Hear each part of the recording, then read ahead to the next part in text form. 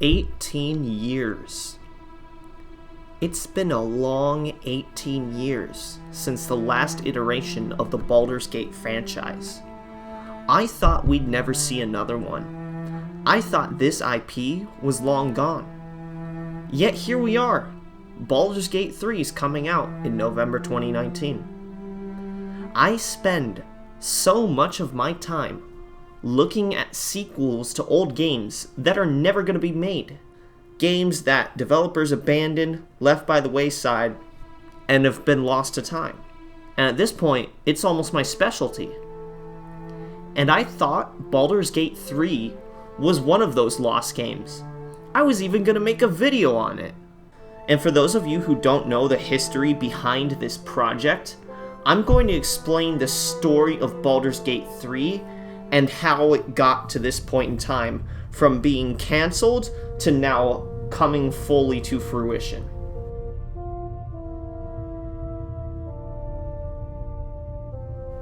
It all began in the 90s with a game publisher by the name of Interplay. Now, Interplay had a subsidiary game dev called Black Isle Studios, formed in 1996. Black Isle was responsible in whole or in part for some of the best RPGs of all time. They developed Fallout, Fallout 2, Icewind Dale, and several other games. Additionally, they produced, in conjunction with BioWare, Baldurs Gate and Baldurs Gate 2. So Black Isle had some serious chops when it came to creating RPGs. And after all of these successful games, they were working on 3 new projects: Fallout 3, Baldurs Gate 3, and Baldurs Gate Dark Alliance 3. You see a theme here?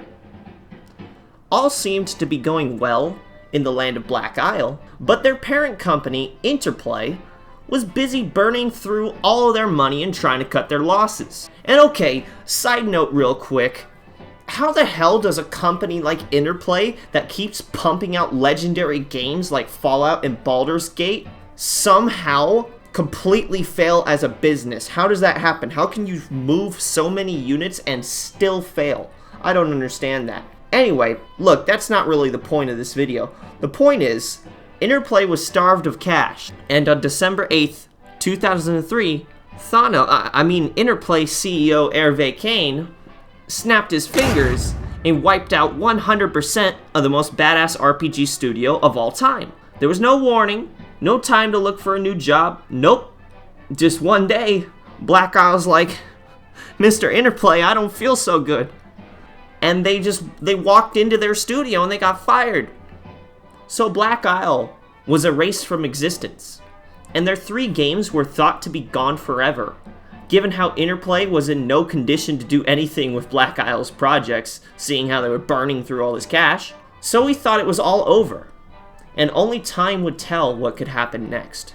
Of course, we all know that Bethesda ended up acquiring the Fallout license just a few years after that, but it didn't seem like that was going to happen for Baldurs Gate, as more and more time passed, and everyone just kind of moved on, as years turned into a decade, as Baldurs Gate sat dormant.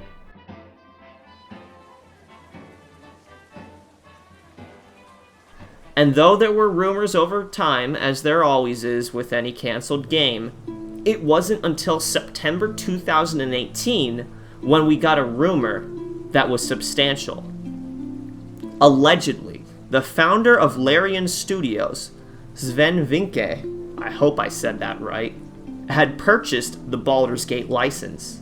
Now, at the time, this was all still a rumor, but on May 30th, 2019, Larian posted a cryptic 3 logo on their website, causing everyone to speculate about Baldurs Gate 3. And they were right, because on June 6, 2019, Baldurs Gate 3 was officially announced and a trailer was released. And now, after the fact, we've been able to learn from Sven himself what actually happened in order for Larian to acquire the Baldurs Gate IP. See, in 2014, after Larian had put out Divinity Original Sin, Sven had wanted to make Baldurs Gate 3. So he ended up having a long talk with some of the higher-ups at Wizards of the Coast about their vision for the game. Now Wizards was hesitant to let Larian have the IP, so it seemed like it wasn't going to happen. But Sven kept bumping into people from Wizards of the Coast, until finally, in 2016, they urgently invited him to Seattle to discuss Baldurs Gate 3, where Larian began working on the game. So it seems that when it comes to Baldurs Gate 3 coming back, Interplay has absolutely nothing to do with it. And it seems like nobody else had wanted anything to do with it either, except for Larian. So if it wasn't for them, this game probably still wouldn't exist. Now, as for the game itself and what it's gonna be like, we don't really know much yet. From the trailer, we can glimpse that there's gonna be mind flayers, which are some of my favorite enemies. I always like the whole psychic power thing. And also, even though their E3 presentation was not really a presentation because there wasn't even any gameplay and was only about 6 minutes long, we did learn one very, very important detail from there. The game is largely based on the D&D 5th edition handbook, much like how the original games were based on past D&D editions.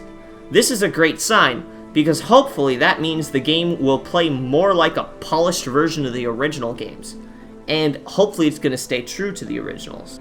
Now, of course, we don't know for sure, the game's not out, we'll have to wait and see, but so far, it sounds pretty good, and it sounds like they're going to stick to their roots. And I don't know if Larian is really the most qualified studio that could have picked up the series, but Divinity Original Sin is a very good series, and Larian seems very dedicated to making this happen, so I do have high hopes. All we can do now is sit and wait for more information. And you can bet that when this game comes out in November, I'm definitely going to be reviewing it.